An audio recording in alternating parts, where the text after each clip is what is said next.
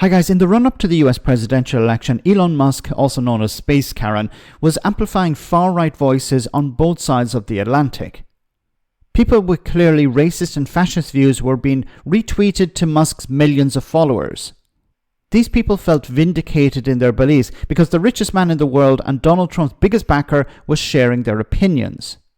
However, a massive blind spot middle and working class racists have is that they think that the rich actually care about them, and fail to see how the owning class use people like them to serve their own political ends.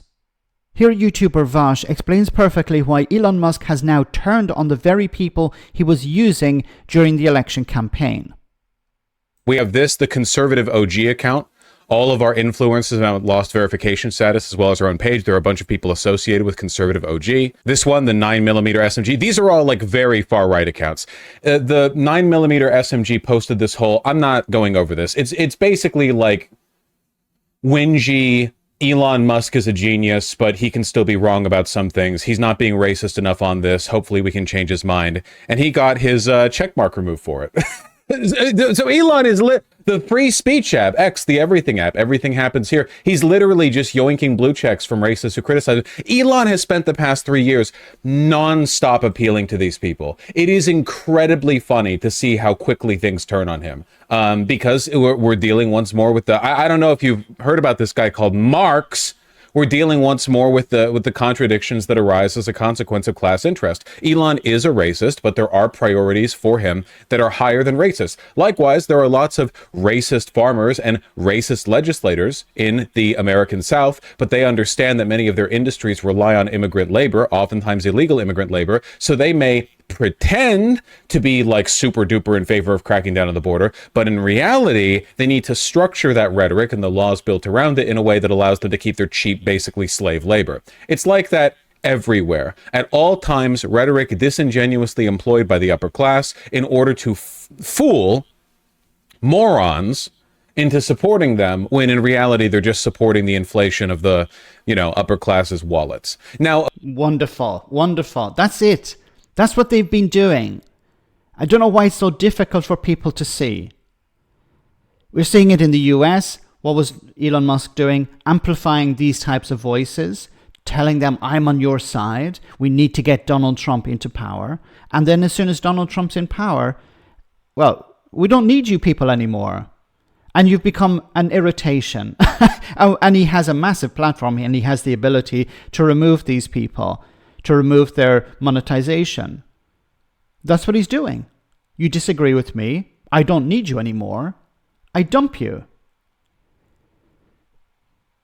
Vaush touched on something that I've seen here in Europe, in Italy in particular, how right-wing parties have appealed to farmers, for example, especially in the south of Italy, ones who grow tomatoes and grow oranges, who rely on, in many cases, on illegal work, on the black economy. They have workers coming in from Africa, for example, who are not paid a decent wage, have no protections whatsoever, and of course they're not able to join a union.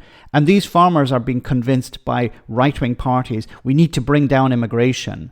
Immigration is the problem. And they vote for these parties, but they know at the same time that the party will not implement complete restriction on immigration because they need these immigrants. So it's the insanity of this entire issue. And we see it in the UK as well with Farage. Farage is convincing working class people, middle class people, the biggest problem that they're facing at the moment is immigration. Forget about the cost of living crisis, forget about housing, forget about the NHS. The problem is immigration. But don't worry, we are paying lip service to those issues as well, but through the prism of immigration. So convincing the poorest in society to vote against their interests, to serve who? To serve the richest in society. Because and I said this before, when politics moves from the center to the right, economic policies move from the center to the right as well. That's the goal of parties like Reform UK and the Conservatives to a certain extent. It's about using people and using issues like immigration to achieve a goal. What is that goal? It's about cutting taxes for the richest in society. It's about funneling more money into the private sector. And they realized, and they've realized for a long time, that they can use idiots like these people to serve that purpose. Let me know in the comment section, guys, what you think. As always, your comments are greatly appreciated. Thanks a lot.